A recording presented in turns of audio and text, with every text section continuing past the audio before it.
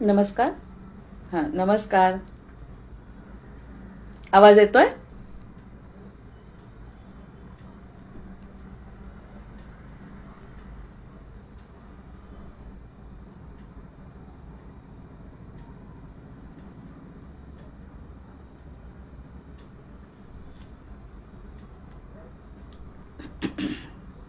वक्रतुंड महाकाय सूर्यकोटी समप्रभ निर्विघ्नं कुरु मे देव सर्वकार्येषु सर्वदा. या कुंदेन्दु तुषारहार धवला या शुभ्रवस्त्रामृता या वीणावरदण्डमण्डितकरा या श्वेतपद्मासना या ब्रह्माच्युत शङ्करः प्रभृतिभिर्देवैर्सदा वन्दिता सा मां पातु सरस्वती भगवती निःशेषजाढ्यापहा. गुरुर्ब्रह्मा गुरुर्विष्णु गुरुर्देवो महेश्वरः गुरुः साक्षात् परब्रह्म तस्मै श्री गुरवे नमः.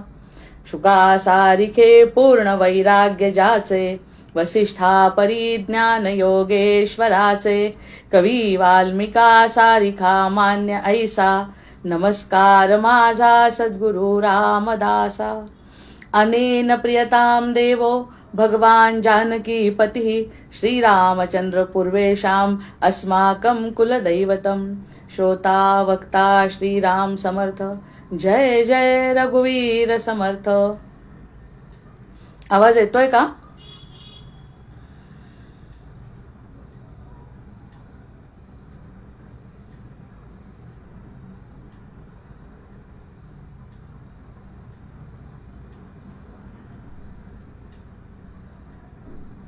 काहीतरी कमेंट करा आवाज येत असेल तर. अडचण आहे का? काही ऐकू येतोय आवाज?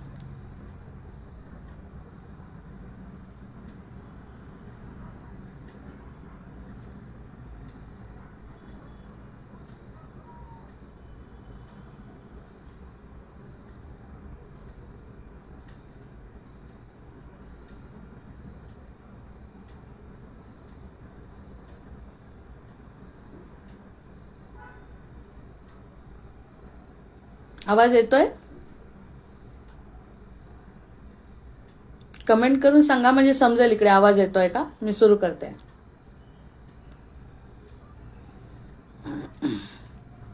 आनंदमानंद सानंदमानम आनंद सानंदमानंदवने वसंतम आनंदकंदम हतपापवृंदम वाराणसीनाथमनाथनाथं श्रीविश्वनाथं शरणं प्रपद्ये. श्रीविश्वनाथं शरणं प्रपद्ये. मनोनिवृत्ती परमोपशांती सा तीर्थवर्या मणिकर्णिकाच. बघा, कालपर्यंत आपण बुद्धीच्या 3 अवस्था बघितल्या, त्यानंतर अविद्या काय ते बघितलं. या सगळ्या बघत असताना आपण आचार्यांच्या बऱ्यापैकी जवळ गेलो. या सगळ्या गोष्टी जर त्या पटत असतील आणि जे साधक आहेत त्यांसाठी नाही, जे साधक आणि सिद्ध आहेत ज्यांना त्याचा अनुभव येतो त्यासाठी नाही, पण ज्यांना अनुभव यायचा आहे, ज्यांना गोडी निर्माण व्हायची आहे, त्यासाठी या सगळ्या गोष्टी आवश्यक असतात. जसं शिक्षक वर्गामध्ये सगळ्यांसाठी शिकवतात. कुणाला समजलेलं असलं तरी आणि न समजलेलं असलं तरी, फक्त समजलेला जो व्यक्ती आहे तो परिणाम वेगळा देतो आणि न समजलेल्या व्यक्तीला वेळ लागतो, पण शिकवणं सारखंच असतं. त्यामुळे हे सगळ्यांना लागू नाही आहे, कारण याच्यातले बरेच जण असे आहेत ऐकणारे की ते सगळे अनुभव घेतात, आचार्यांचे शिष्य आहेत, या सगळ्या गोष्टींनी परिपूर्ण आहेत. पण आपल्याला त्यावरती चिंतन मनन करणं ही सुद्धा एक त्यासाठी केलेली साधन आहे. या आपल्याला जो आनंद मिळतो, आपल्याला जे बोलायचं आहे, चिंतन करायचं आहे, मनन करायचं आहे, ते सगळं आपापल्या दृष्टीने आपण करतच असतो. आणि हे एक प्रकारचा सत्संग आहे. सांगणं, ज्ञान सांगणं, भक्ती करणं हे सगळं सत्संगात येतं ना. त्यामुळे या सगळ्या गोष्टी अनुभव घेणाऱ्यांसाठी नसून पण घेणाऱ्यांना सुद्धा एक वेगळा अनुभव येऊ शकतो की हो असं आहे खरं. बोलणाऱ्याला जरी नसेल आणि घेणाऱ्याला असेल तर तो म्हणत असेल हो असं असतं, जे त्याची सुद्धा पावती आपल्याला मिळू शकते. आणि ज्यांना नाही येत ते प्रयत्न करतील की अच्छा असं आहे का. या 3 प्रकारच्या विचार तर आपण कधी केला नाही. मग तसा जर विचार केला आणि बुद्धीला जर पटवलं तर कदाचित अशा प्रकारचं काहीतरी परिवर्तन आपल्या जीवनामध्ये घडू शकेल। यासाठी हे ज्ञान, भक्ती आणि हे सगळं चालू असतं। ग्रंथ वाचन असतं, माळ असते, नामस्मरण असतं, सगळं चांगलं वागणं असतं, परोपकार असतात। हे सगळं कशासाठी? हृदयाला शांत करण्यासाठी आणि मनोनिवृत्ती। आणि ते म्हणे हृदयाला शांत हृदय केव्हा शांत होईल? जेव्हा मनाची निवृत्ती आहे। आपण प्रत्यक्षामध्ये मनावरच अवलंबून आहे। मनाने जर शांत झालो तर हृदय मुळातच त्यांचं सांगितलं ना, आत्म्याचा अंश हृदयात आहे, त्यामुळे हृदय शांत आहे, हृदय विशाल आहे। आपण विचार केला तर हृदयाची विशालता आपल्या लक्षात येते। बुद्धीपेक्षा बुद्धीसारखी मर्यादित विचार हृदयाचा निश्चितच नाही आहे। आपल्या जवळ ज्या दोन गोष्टी आहेत, हृदय आणि बुद्धी, तर बुद्धी किती मर्यादित असते हा आपल्याला स्वपरीक्षण करायचं आहे। दुसऱ्याच्या परीक्षणाची गरज नाही। तो बुद्धी खरंच मर्यादित असते। हे करून काय होतं, ते करून काय होतं, किती नाना प्रकारचे विकल्प मनात येतात आणि हे संकल्प जरी झाले तरी विकल्प मनामध्ये येतात। हे सगळं बुद्धीचं कार्य सुरू असतं। ह्याचाच खरा त्रास हृदयाला होतो। म्हणजे आपला शत्रू कोण असेल तर ती आपली बुद्धी आहे। मग हे जर लक्षात आलं तर 3 प्रकारचे स्तर लक्षात आले। त्यांनी सूत्र सांगितली। त्या सूत्रांनी सुद्धा विचार करून जे करायचं आहे ते मला समर्पित कर आणि समर्पित केल्याने तुला आनंद मिळेल हे सुद्धा सांगितलं। आता थोडंसं आपल्या परमात्म्याबद्दल बोलू। जीवाबद्दल झालं आणि आत्म्याबद्दल झालं। कारण कुठे जायचंय? आता निवृत्ती झाली, दुःखाची निवृत्ती झाली, पटलं। कदाचित पटणं थोडं कठीण आहे, पटणंच तर कठीण आहे। पण समजा ते पटलं, कसं बसं आपल्याला बोलण्यातून, ग्रंथातून सद्गुरूंची कृपा आपल्याला वाटली आणि पटलं, तर पटल्यानंतर फक्त दुःख निवृत्ती होते की हे खरं नाही, असत्याचं ज्ञान होतं। हे असत्य आहे आणि त्यापुढे आपल्याला बुद्धीला विचार करायचा आहे, बुद्धीचं परिवर्तन करायचं आहे, हे पटतं।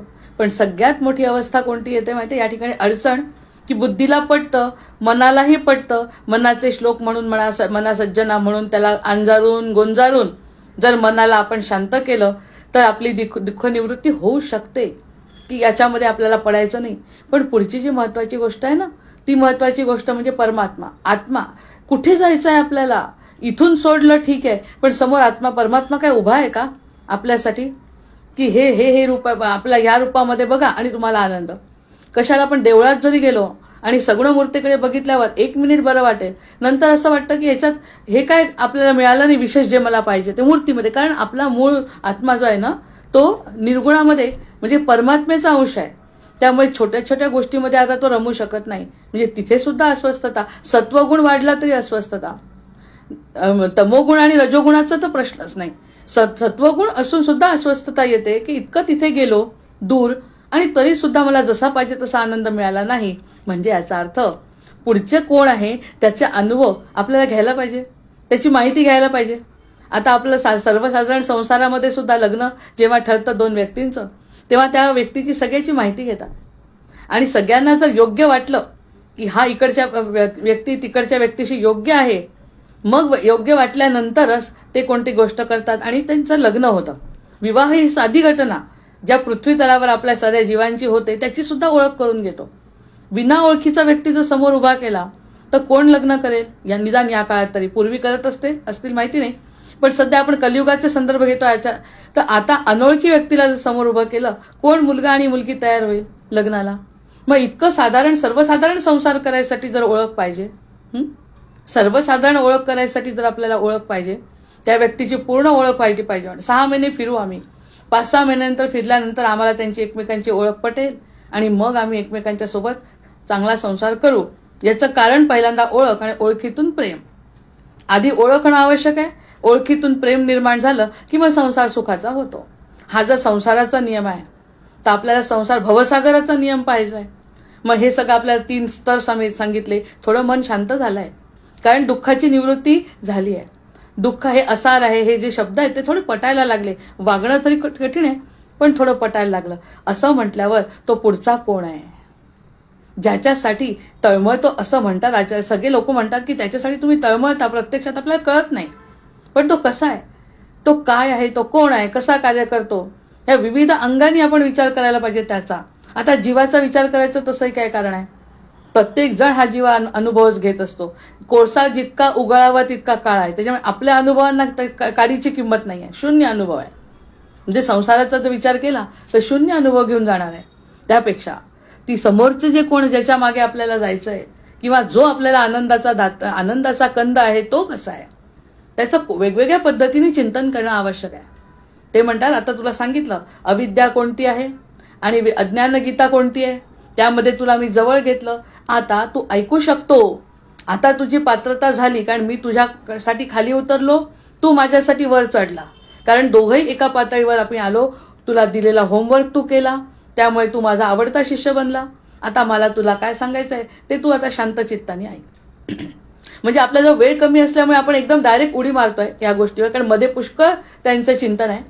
पण आपल्याला जे त्या वेळेमध्ये जे बसवायचं आहे त्यामध्ये आपण असा विचार करू की आचार्य त्या ठिकाणी म्हणतात आता तुझी बुद्धी शांत झाली आहे, तू स्थिर झालाय, असं मी गृहीत धरतो. कारण मी तसा सुद्धा आशीर्वादच देतो.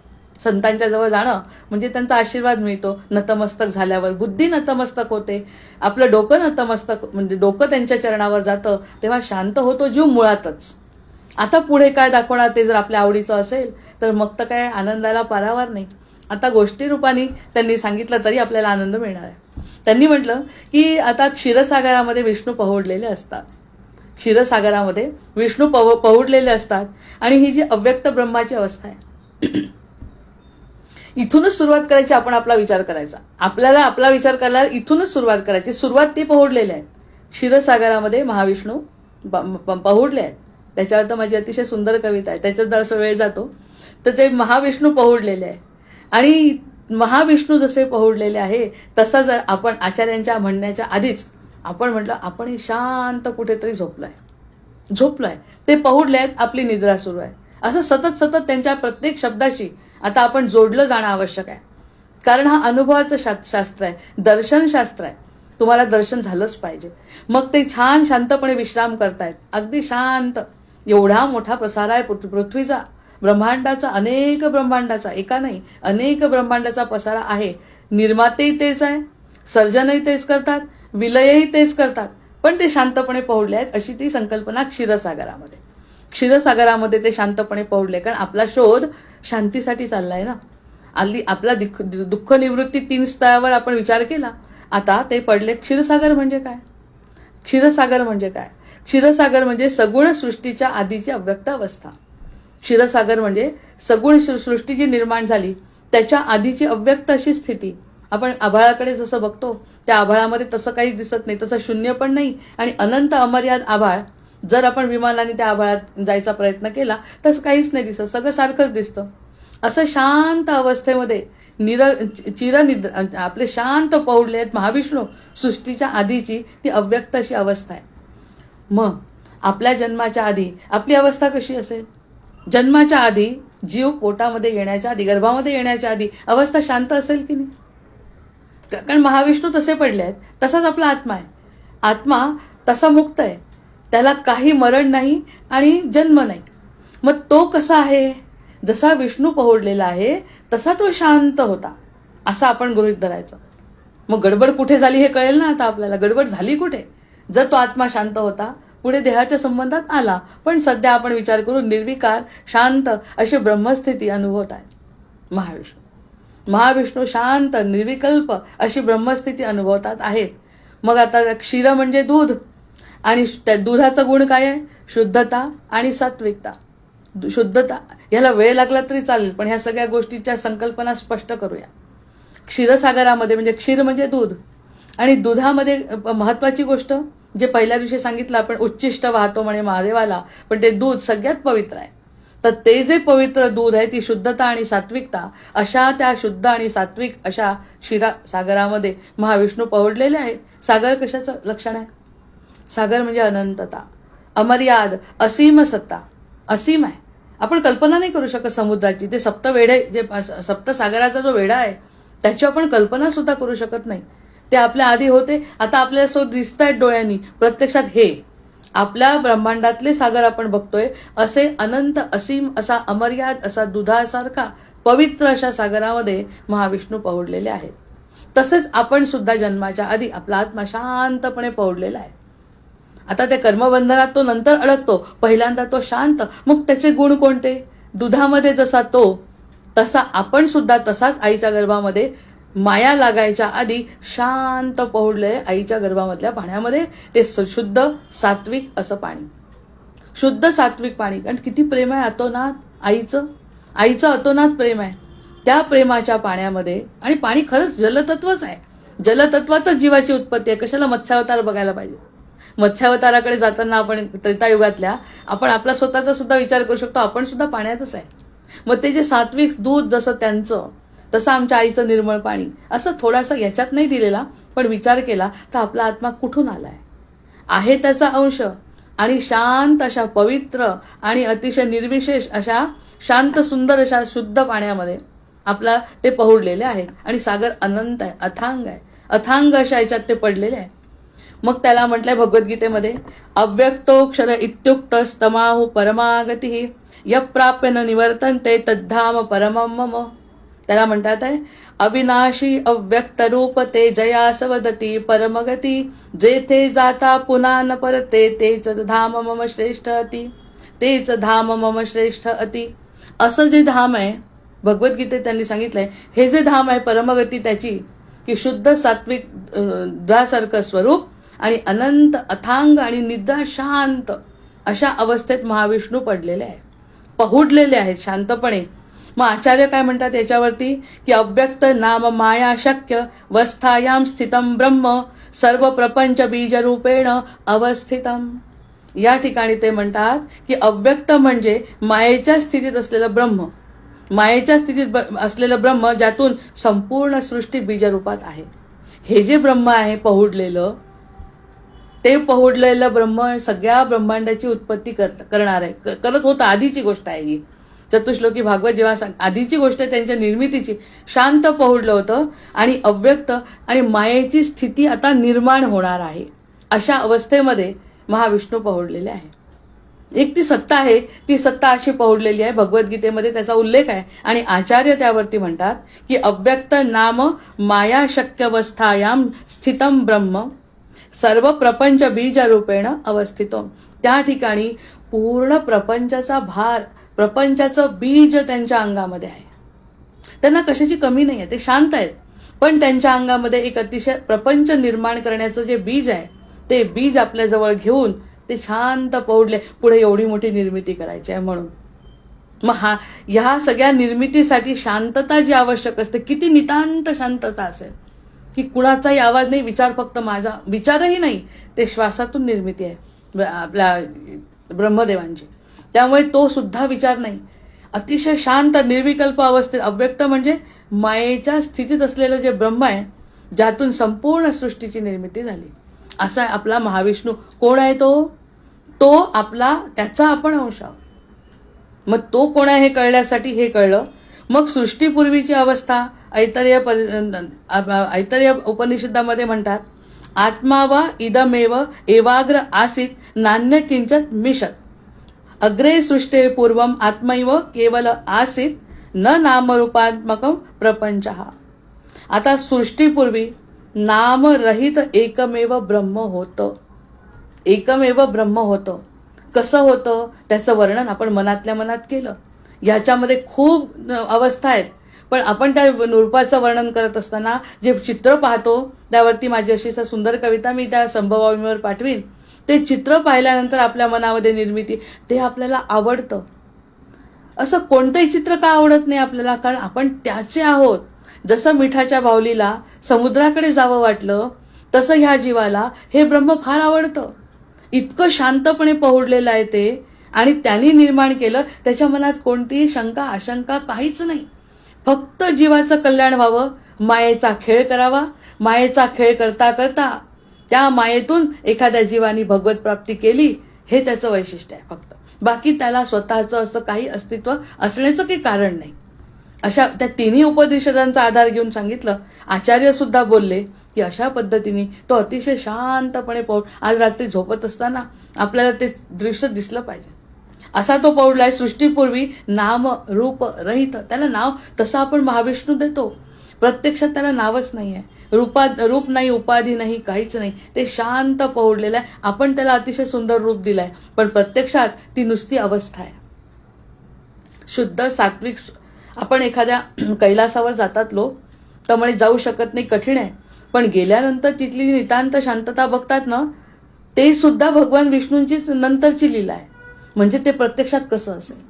अशा शांत अवस्थेमध्ये असलेला हा परमात्मा निर्मिती करतोय जीवाची, म्हणजे ब्रह्मांडाची पुढे. अव्यक्त सर्व कारणांचं कारण आहे.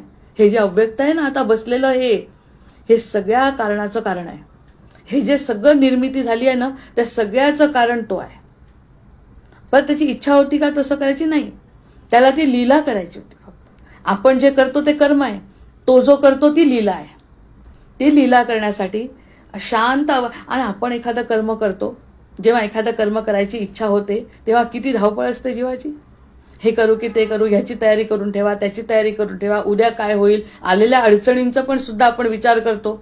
पण ह्या सगळ्या अडचणी असूच कशा शकतात परब्रह्माजवळ? कारण तो अनंत कोटी ब्रह्मांडाचा नायक आहे. त्याच्याजवळ अनंत अडचणी नाहीच आहे. तो शांत झोपलाय. अशा शांत अवस्थेमधून आता ब्रह्मांडाची निर्मिती होणार आहे. इतकी शांत अवस्था आहे की कोणत्याही प्रकारचं प्रदूषण, कैलासावर तर आपण बघतो, हिमालयावर बघतो, त्यापेक्षा कितीतरी पटीनी जास्त अथांग, असीम, अमर्याद जे शब्द वापरता येतील ते अशा याच्यामध्ये एक त्या अवस्था आपण कल्पना करायची. असे आचार्य सांगतात, कल्पना करायची. तिथून आपण आलोय. इथे मधून मधून आपण आपले टोचे देत राहायचे आपले स्वतःला की तिथून आपण आलोय. तिथून आपण काय म्हणतो की हा जो आहे ना मायेचा पसारा आणि जन्मवासनेचा खेळ. जन्मवासनेचा खेळ तर आपण कसा जन्म घेतो, कारण मागच्या जन्मी काही केलं म्हणून अडकला. प्रत्यक्षामध्ये मूळ तो कसा आहे बघा. आणि तो देतो बरोबर तिथपर्यंत शांती, परमोपशांतीपर्यंत तो बरोबर तसा नेतो. ते समजायला पाहिजे मी कसा आहे आणि त्याचा अंश मी तसाच आहे. हेच तर पटत नाही. आपण ह्यामध्ये अडकल्यामुळे आपण स्वतःला लहान, आपण अगदी स्वतःला ओहोळ सुद्धा समजत नाही. आहे परमात्म्याचा अंश. मग परमात्म्याला राग येत असेल ना, की ज्यांनी कोणी स्वतःला कमी समजलं, अरे मी तुझ्यामध्ये असून तू स्वतःला कमी समजतो, असं त्याला कसं आवडत असेल. त्या ठिकाणी पाप होतं म्हणतात. स्वतःला कमी लेखणं पाप होतं. आणि त्याचं एक आणखी उदाहरण पण आहे. जर एखादी कुरूप मुलगी आहे आणि कुरूप मुलीला जर आपण म्हटलं की तू कुरूप आहे, तर ती मुलगी म्हणते नाही, तिला अजिबात आवडत नाही मला कुरूप म्हणणं. तिला माहिती असतं आपण कुरूप आहे. एखादी निर्बुद्ध आहे, निर्बुद्धला जर म्हटलं की तू निर्बुद्ध आहे तर तिला राग येतो. तिला माहिती आहे की मी निर्बुद्ध आहे. पण तिला राग का येतो? कारण आतला परमात्मा तिला सांगत असतो की मी कमी नाही आहे, मी निर्बुद्ध नाही आहे, किंवा समोरचे जे असतील त्यांनी असं म्हणण्याचा त्यांना अधिकार नाही आहे. आतला परमात्मा खुणावत असतो म्हणून ती मानत नाही. प्रत्यक्षात तिने पटकन म्हटलं असतं मी कुरूप आहे. हो आहे, पण ती कुठे मानते? हे न मानणं कुणाच्या भरोशावर आहे? हे सगळं त्या परमात्म्याचे सगळे गुण घेऊन आलेलो आहे आपण, त्याचे चांगले गुण. आणि मग तेव्हा आपलं मन म्हणतं की माझ्या कुरूपतेकडे बघण्यापेक्षा माझ्या मनामध्ये काय चाललंय ते बघा. म्हणजे आपलं अस्तित्व प्रगट करण्याचीच इच्छा असते. ते कारण भगवंतांनी शिकवलेलं आहे की तू माझी आहे, मी तुझा आहे. बाकी या सगळ्या गोष्टी जर कोणाला दिसत असतील, कमी लेखायचं काही कारण नाही. आपण परमात्मे म्हणून मोठं काय रूप आहे ते आधी आपल्याला समजलं पाहिजे. मग जन्माद्यस्य यतः, आता आचार्य म्हणतात यत अव्यक्तात सर्वस्य जगत उत्पत्ती ही. आता या अशा अव्यक्त अवस्थेमध्ये जे अव्यक्त आहे त्याच्यातून जगाची उत्पत्ती झाली. इथपर्यंत तर आपल्याला आता आवडलं की जगाची उत्पत्ती व्हायच्या आधी अतिशय शांत, निर्विकल्प, असीम, अमर्याद, शुद्ध, पवित्र चैतन्य शांत पहुडलेलं होतं. त्याला लीला करायची इच्छा झाली आणि म्हणून त्यांनी हा सगळा ब्रह्मांडाचा खेळ मांडला. पुढे समजावून सांगितलंय ब्रह्माला. त्यांनी तप केलाय, त्याला चतुश्लोकी भागवत सांगितलंय. चतुश्लोकी भागवतामध्ये तर सगळं सार मिळून जातं. असं सगळं सांगितलं त्या नंतरच्या गोष्टी. पण सुरुवातीला आणि त्यांच्या पुत्राचं एक अतिशय सुंदर उदाहरण आपण देतो की त्यांच्या पुत्राला ब्रह्माला जेव्हा सांगितलं की ब्रह्मांडाची उत्पत्ती कर, जेव्हा ब्रह्मांडाची उत्पत्ती कर जेव्हा त्याला सांगितलं, तर त्यांनी करत असताना मग तो म्हणाला की उत्पत्ती करतो, पण उत्पत्ती जेव्हा माझ्याकडून होईल तेव्हा बाबा मला जर अभिमान झाला तर, म्हणजे माया सुरू झाली. मला जर अभिमान झाला तर मग तेव्हा आपले विष्णू म्हणतात त्याला की तुला हा अभिमान होणार नाही, यासाठी मी तुला आशीर्वाद देतो. म्हणजे आपल्याला अभिमान होऊ शकतो. तो जर ब्रह्मानी बोलून दाखवला विष्णूला तर तो होत नाही. या दोन्ही गोष्टी या ब्रह्माच्या आणि विष्णूच्या उत्पत्ती स्पष्ट होतात. तू माझा आहे, मी तुला सांगितलेलं काम आहे, तुला अभिमान होणार नाही, ह्याचा आशीर्वाद महाविष्णूंनी ब्रह्माला दिला. म्हणजे तो मुलगा सुपुत्र कसा असला पाहिजे आधीच त्यांनी अरे एक काम केलं तर आपल्याला अभिमान होतो. एवढ्या ब्रह्मांडाची उत्पत्ती करणारा तो ब्रह्मदेव, तो म्हणतो बाबा मला जर अहंकार झाला तर, मग असा त्याचा प्रश्न ऐकून आपल्यालाही व्हायला नको, ही गोष्ट सांगते. कारण विष्णू म्हणतात आहे, जर तू अहंकार केला नाही तर तू माझ्या श्वासातून उत्पन्न झाला आहे, जर तू विसरला नाही तर माझा आशीर्वाद सदैव तुझ्याजवळ आहे. तू सुद्धा असीम आहे, तू सुद्धा अमर्याद आहे, तू सुद्धा निर्विकल्प आहे. जय जय रघुवीर समर्थ. अशा या दोघांच्या भाषणातून आपण असा स्वतःच्या जीवाला शांत करून घेऊ शकतो. आपण निदान 3-4 मिनिटं तरी विचार करायचा, हा आपण कुठून आलो आहे, आता तो वरचा जो परमपिता आहे तो कोण आहे, ते कळल्यानंतर जीवाला शांती मिळते. हो त्याचं आहे, खरंच त्यांच्यासारखं मला पवित्र आवडतं. मला नाही आवडत प्रदूषणामध्ये राहायला, कारण मी मुळात प्रदूषणातून नाही चाललेली. हे जेव्हा जीवाला कळतं तेव्हा मग त्यांचं कारण कळल्या सर्व सृष्टी ज्या अवस्थेतून प्रगट होते ना, ते अव्यक्त ब्रह्म म्हणजे आपले महाविष्णूंचं आपण नाव दिलं. ते जे महाविष्णू आहेत ते अव्यक्त ब्रह्म आहे. मग अव्यक्त खूप छान कळणार आहे या गोष्टीतून. क्षीर म्हणजे दूध, हे प्रतीक आहे शुद्ध तत्वाचं. आपण बोललो, शंकराचार्य त्या ठिकाणी म्हणतात आहे क्षीरसागर शब्द वापरत नाहीत. शंकराचार्य क्षीरसागर शब्द वापरत नाही. जे क्षीरसागरी पडलाय म्हटलं तर शंकराचार्यांना समजावून सांगायचं आहे आपल्याला. म्हणून ते क्षीरसागर शब्द न म्हणताना ते सत्यप्रधान अव्यक्त अवस्था म्हणतात. आपल्यापर्यंत येत आहेत की आपली अवस्थेकडे जायचं आहे ना, मनाला जर काढून टाकलं तर अवस्था स्थिर आहे. तर ते काय म्हणतात, क्षीरसागर नका म्हणू. जो कोणी सत्यामध्ये स्थिर असेल, जो कोणी सत्यामध्ये स्थिर असेल, ती जर त्याची अवस्था असेल तर तो क्षीरसागर न म्हणता सत्य अवस्था ही मी मानतो म्हणतात. म्हणजे ते क्षीरसागर हा शब्द कशासाठी वापरला त्यांनी भागवतामध्ये किंवा सगळ्यांनी, तो म्हणतात फक्त तो शब्द बदलतो. आणि आचार्य म्हणतात आहे की तो जी अवस्था आहे त्यांची ती सत्य अवस्था आहे, बाकी सगळं असत्य आहे, म्हणजे नश्वर आहे. पण ते जे आहे ना ते आपल्याजवळ आहे. आचार्य म्हणतात ते तत्व आपल्याजवळ आहे, कारण श्वासांचं घेणं थांबलं अर्ध्या सेकंदसाठी तरी सुद्धा तो आपला जीव म्हणजे काही राहत नाही शिल्लक. तो परमात्मा श्वासरूपाने आपल्याजवळ आहे, तेच तत्व आहे. त्याला सत्य तत्व म्हटलंय. ते जे सत्य, त्या सत्य तत्वाकडे जीवाचं लक्षच जात नाही. सत्य तत्वाकडे जीवाचं लक्ष जात नाही. म्हणून ह्या गोष्टीतून आपल्याला आचार्य सांगतात आहे त्याच्याकडे लक्ष द्या. आणि ते तुमच्याजवळ आहे. एका मिनिटात जर ते निघून गेलं तर आपल्या हातची ही एवढी अनमोल संधी जाईल. त्याकडे आपलं लक्ष दे. मग ते म्हणतात तत्र सत्वम निर्मलत्वान प्रकाशकमनामयम सुखसंगेन बग्नाती ज्ञानसंगेन चानघ. म्हणजे सत्वगुण हा पार्था निर्मल प्रकाशदायी अविकारी, सुखज्ञानाच्या आसक्तीने जीवात्म्याला बद्ध करी. हा जो पुढे जाऊन आत्म्याला बद्ध करतो ना, तो पुढचे गुण बद्ध करतात त्याला. मग आता पुढचे बद्ध करतात त्यावरती चर्चा करू नये, कारण जीवावरती आपल्याला चर्चा करायची नाही सध्या. आता आपल्याला महाविष्णूंवर चर्चा करायची आहे किंवा साक्षी चैतन्यावर चर्चा करायची आहे, जिथे आपल्याला पोहोचायची इच्छा आहे. मग विष्णू शेषशय्येवर आहे. कशावर झोपले आहेत ते? शेषशय्येवर. म्हणजे साक्षी चैतन्य झोपलेलं कशावरती आहे? शेषशय्येवर. विष्णू म्हणजे व्यापक आहे, सर्वव्यापी आहे. आणि शेष कशाचं प्रतीक आहे? शेष आहे प्रतीक अहंकाराचं. शेष प्रतीक आहे अहंकाराचं. आणि सूक्ष्म अहं प्रत्येकामध्ये जसा ब्रह्मामध्ये आला तसाच त्याच्यामध्ये सुद्धा आहे. तर तो अहंकार दाबून ठेवला आहे. आणि त्याच्या शय्येवरती विष्णू किती गोष्टी सुटतात आहे त्या. आता पुढे त्याच्या संकल्पना स्पष्ट होतील की त्यांनी म्हटलं की विष्णू जो पहोडला आहे तो महाविष्णू, तो शेषशय्येवर आहे. आणि शेष हे अहंकाराचं प्रतीक आहे. म्हणून सापाचा जन्म मिळतो. जो अहंकारी असेल त्याला सापाचा जन्म मिळतो. अजूनपर्यंत ते तसंच आहे, योनी सर्पयोनी. कुणी कुणाचं द्रव्य घेतलं असेल तर बैलाचा जन्म होतो. हे सगळे ठरलेलं आहे.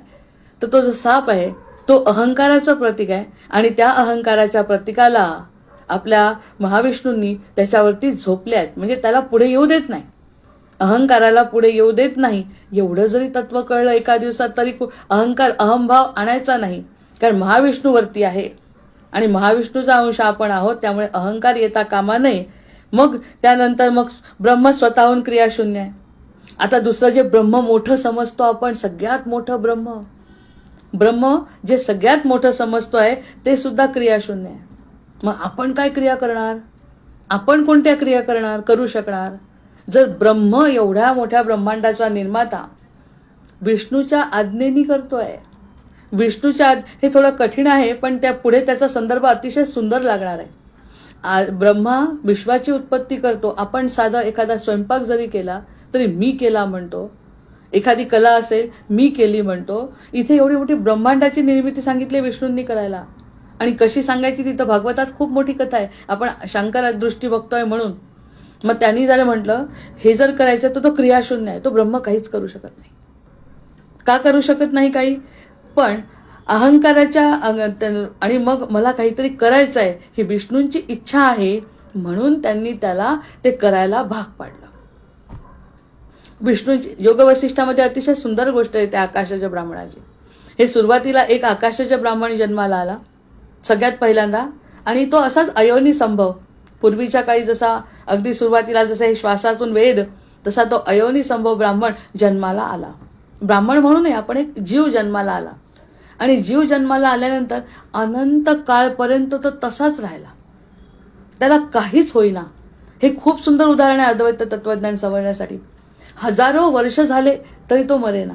मरायचा काय प्रश्न आहे? तो जगतही नव्हता आणि मरतही नव्हता, नुसता जन्माला आला. आणि तो तप करत होता.